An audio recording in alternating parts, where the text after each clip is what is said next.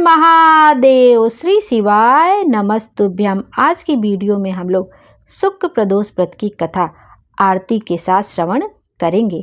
प्रदोष व्रत करने से भगवान शंकर की पूर्ण कृपा प्राप्त की जा सकती है। इससे जीवन में किसी प्रभाव का अभाव नहीं रह जाता है। इससे हमारी रोग, बीमारी और परेशानियां दूर होती हैं। भगवान शिव को ज्ञान और मोक्ष का दाता माना जाता है। अतः आध्यात्म की राह पर चलने वालों को प्रदोष व्रत अवश्य करना चाहिए।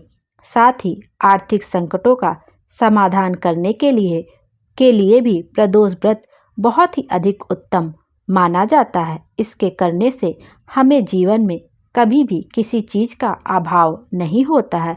आइए अब व्रत कथा का श्रवण करते हैं। एक नगर में 3 मित्र रहते थे, राजकुमार, ब्राह्मण कुमार और तीसरा धनिक पुत्र। राजकुमार और ब्राह्मण कुमार विवाहित थे। धनिक पुत्र का भी विवाह हो गया था, लेकिन गौना शेष था। एक दिन तीनों मित्र स्त्रियों की चर्चा कर रहे थे। ब्राह्मण कुमार ने स्त्रियों की प्रशंसा करते हुए कहा, नारीहीन घर भूतों का डेरा होता है। धनिक पुत्र ने यह सुना तो तुरंत ही उसने अपनी पत्नी को लाने का निश्चय कर लिया। तब धनिक पुत्र के माता पिता ने समझाया कि अभी शुक्र देवता डूबे हुए हैं। ऐसे में बहू बेटियों को उनके घर से विदा करवा कर लाना शुभ नहीं माना जाता है।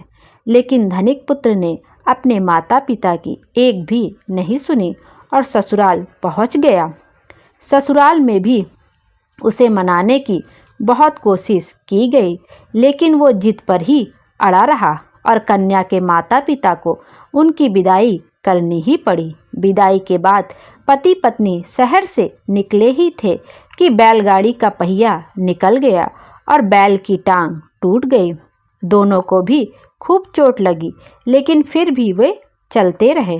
कुछ दूर जाने पर उनका पाला डाकुओं से पड़ा, जो उनका धन लूटकर ले गए। दोनों किसी तरह घर पहुँचे। वहाँ धनिक पुत्र को सांप ने डस लिया। उसके पिता ने वैद्य को बुलाया तो वैद्य ने बताया कि वो 3 दिन में ही मर जाएगा। जब ब्राह्मण कुमार को यह खबर मिली तो वो धनिक पुत्र के घर पहुँचा और उसके माता पिता को सलाह दी कि वो शुक्ल प्रदोष का व्रत करे और कहा कि इसे पत्नी सहित वापस ससुराल भेज दें। धनिक ने ब्राह्मण कुमार की बात मानी और ससुराल पहुंच गया, जहां उसकी हालत ठीक होती गई। यानी शुक्ल प्रदोष के महात्म्य से सभी जो उसके कष्ट थे, घोर कष्ट थे, वे दूर हो गए। कहा जाता है कि शुक्रवार को प्रदोष व्रत सौभाग्य और दाम्पत्य जीवन में सुख समृद्धि भर देता है। यही कारण है कि आज भी प्रदोष व्रत का काफ़ी खास माना जाता है। शुक्रवार के दिन पड़ने वाले इस प्रदोष व्रत से सुख समृद्धि मिलती है। आइए अब दूसरी प्रदोष व्रत कथा का भी श्रवण करते हैं। प्राचीन काल में एक गरीब पुजारी हुआ करते थे। उस पुजारी की मृत्यु के बाद उसकी विधवा पत्नी अपने भरण पोषण के लिए पुत्र को साथ लेकर भीख मांगती हुई शाम तक घर वापस आती थी। एक दिन उसकी मुलाकात विदर्भ देश के राजकुमार से हुई, जो कि अपने पिता की मृत्यु के बाद दर दर भटकने लगा। उसकी यह हालत पुजारी की पत्नी से देखी नहीं गई। वह उस राजकुमार को अपने साथ अपने घर ले आई और पुत्र जैसा उसको भी रखने लगी। एक दिन पुजारी की पत्नी अपने दोनों पुत्रों को सांडिल्य ऋषि के आश्रम में ले गई। वहां उसने ऋषि से शिव जी के प्रदोष व्रत की कथा एवं बुद्धि सुनी तथा घर जाकर अब वह भी प्रदोष व्रत करने लगी। एक बार दोनों बालक वन में घूम रहे थे।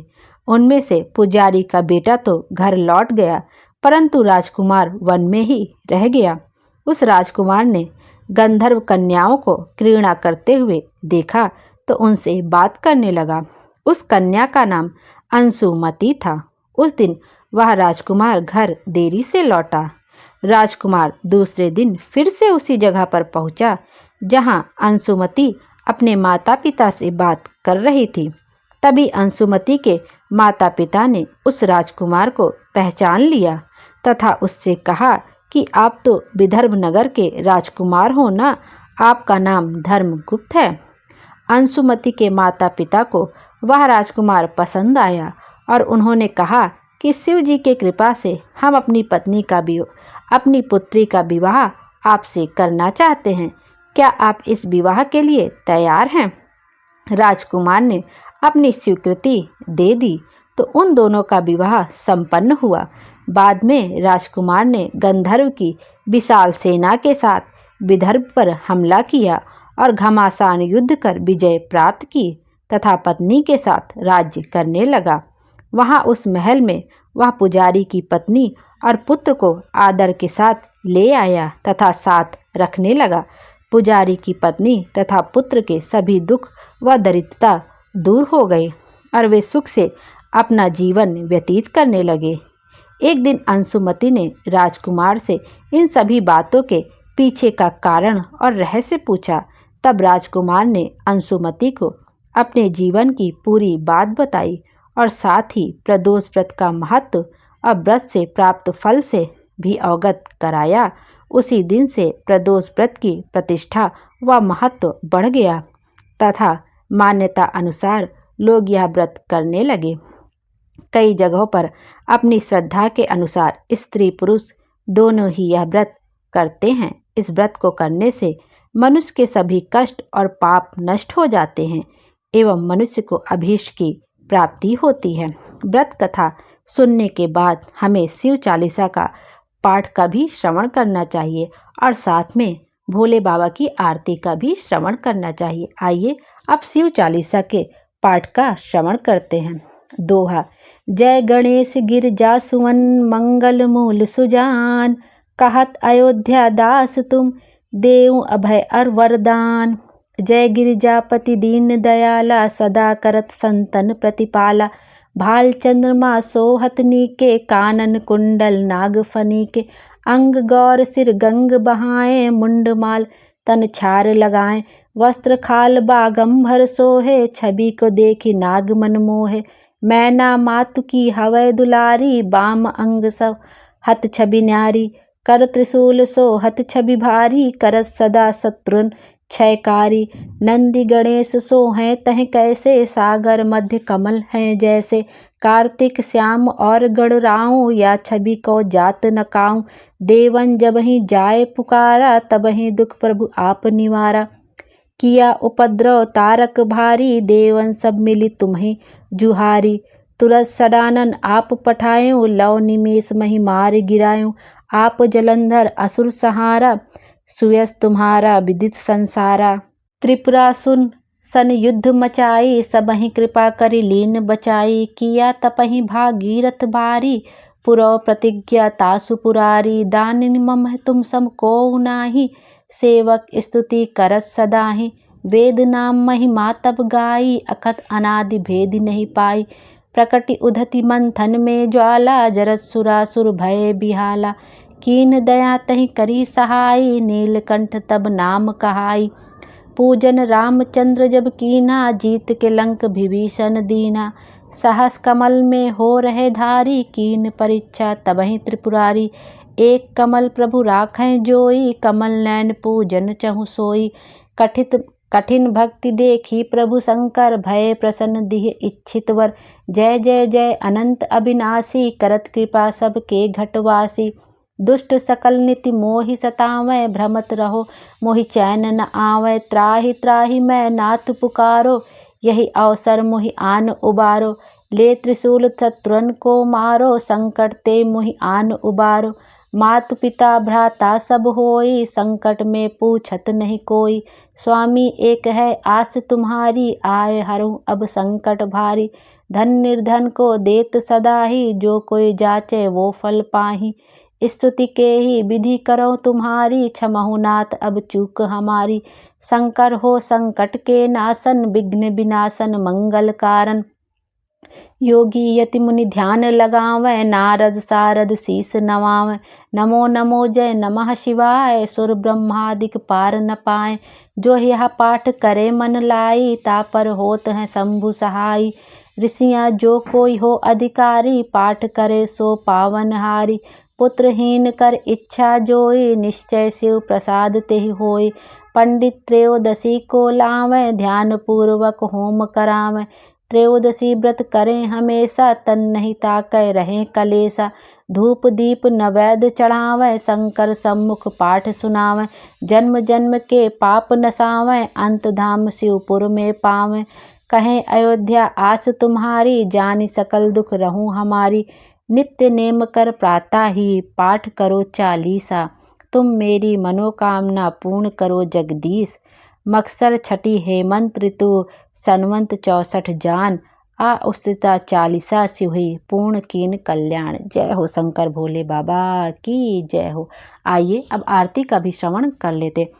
ओम जय शिव ओमकारा, स्वामी जय शिव ओमकारा। ब्रह्मा विष्णु सदा शिव, अर्धांगी धारा। ओम जय शिव ओमकारा, एकानन चतुरानन पंचानन राजे। हंसानन गरुड़ासन, वृषवाहन साजे। ओम जय शिव ओमकारा। दो भुज चार चतुर्भुज, 10 भुज अति सोहे।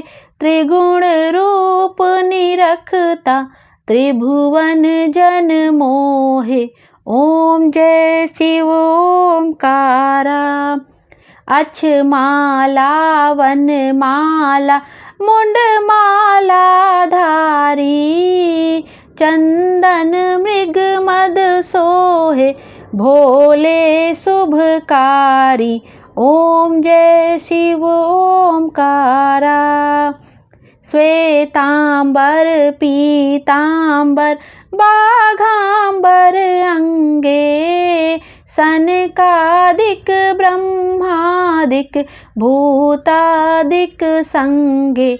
ओम जय शिव ओमकारा। कर के माध्य कमंडल, चक्र त्रिशूल धरता। जग करता सुख हरता, जग पालन करता। ओम जय शिव ओमकारा। ब्रह्मा विष्णु सदा शिव, जानत अविवेका।